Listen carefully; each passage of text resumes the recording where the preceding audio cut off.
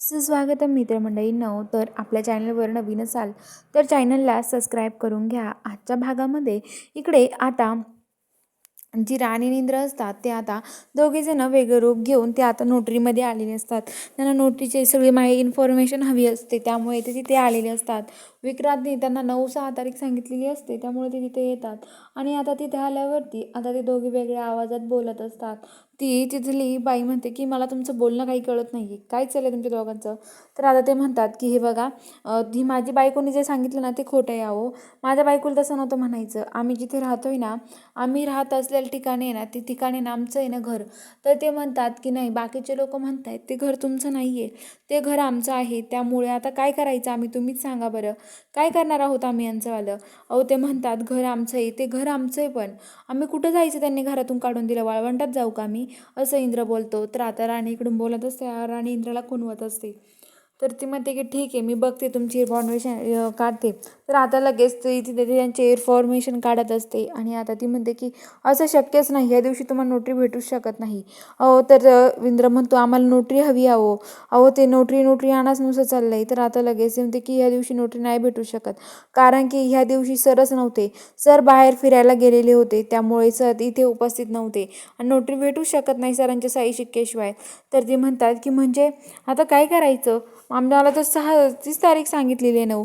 तर ती म्हणते की इंद्र विचारतो कुठे गेले तुमचे सर नक्की फिरायला. तर ते म्हणतात की तुम्हाला का सांगायचं, तुम्हाला काय सांगू मी, सरांच्या पर्सनल आयुष्याबद्दल तुम्हाला का माहिती देऊ मी, मी नाही देऊ शकत अशी कुणाला पण सरांच्या पर्सनल आयुष्याची माहिती, असं म्हणतात. आणि आता लगेच इंद्र आणि राणी आता तिथून त्यांना ते म्हणतात की तुम्ही दुसरीकडे काहीतरी करा. आणि इंद्र राणी म्हणतात आपल्याला आता त्यांच्या घरी जायला हवं.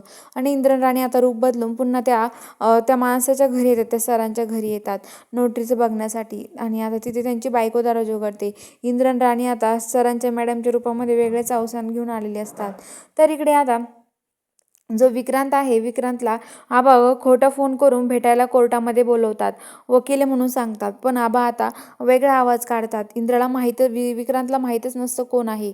आणि आता लगेच विक्रांत तिथे येतो आणि आबा फोन करत असतो. आबा फोन उचलत नाही, नंतर उचलतात. आणि तो विक्रांत म्हणतो की ओ कुठं आहात तुम्ही, मला भेटायला बोलवलं आणि तुम्ही ते आले नाही का अजून, मी कोर्टात आलो आहे. तर ते म्हणतात की मी एका क्लायंटला भेटायला बाहेर आलो आहे.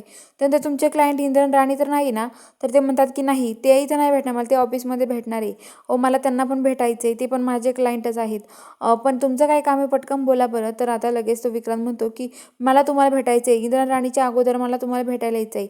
तर त्यानंतर ठीक आहे या, मी तुमची वाट बघतोय, असं म्हणतो. आणि आता इकडं लगेच जे इंद्र राणी आहेत आता ते केस जिंकलेले असतात. इंद्राने गाडी घेतलेली असते आणि गाडीवरती लक्ष्मीचे पायाचे ठसे उमटायचे म्हणून इंद्र आता राणीचे पाय कुंकवाने भरतो आणि गाडीवरती त्याचे राणीच्या पायाचे ठसे उमटवतो. तर आता नक्की काय ट्विस्ट घडणार आहे हे बघायला चॅनलला सबस्क्राईब करून घ्या.